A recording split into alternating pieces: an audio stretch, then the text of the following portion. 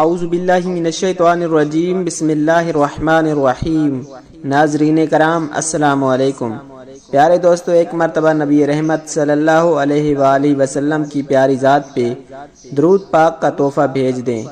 دوستو، آج ہم آپ کو حضرت فصیل بن عیاض کے تائب ہونے کا ایک بہت ہی دلچسپ اور سبق آموز واقعہ سنانے جا رہے ہیں۔ واقعہ سننے سے پہلے اگر ابھی تک آپ نے ہمارے چینل کو سبسکرائب نہیں کیا تو اس طرح کے دلچسپ اور معلوماتی واقعات سننے کے لیے ہمارے چینل کو ضرور سبسکرائب کر دیں۔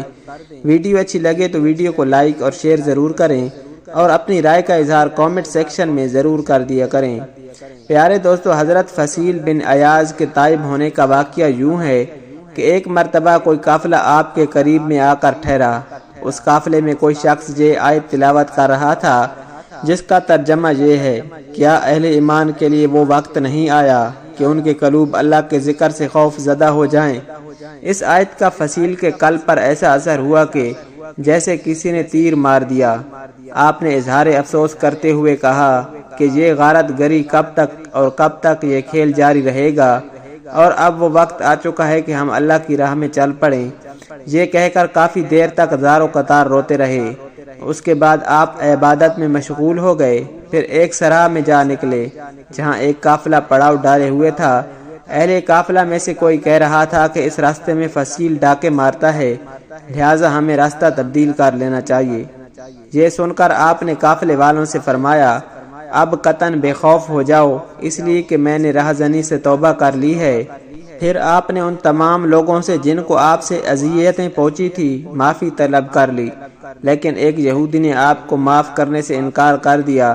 اس نے معاف کرنے کے لیے یہ شرط پیش کی: اگر تم سامنے والی پہاڑی کو یہاں سے ہٹا دو تو میں معاف کر دوں گا۔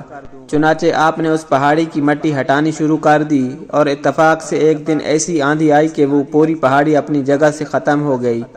یہودی نے جب یہ دیکھا تو اس نے اپنے دل سے اپنی دشمنی ختم کر دی اور عرض کیا: میں نے اپنے دل میں عہد کیا تھا کہ جب تک تم میرا وال واپس نہیں کرو گے میں تمہیں معاف نہیں کروں گا، لہذا اس وقت میرے تکیے کے نیچے اشرفیوں کی ایک تھیلی رکھی ہوئی ہے، وہ آپ اٹھا کر مجھے دے دیں تاکہ میری قسم کا کفارہ ادا ہو جائے۔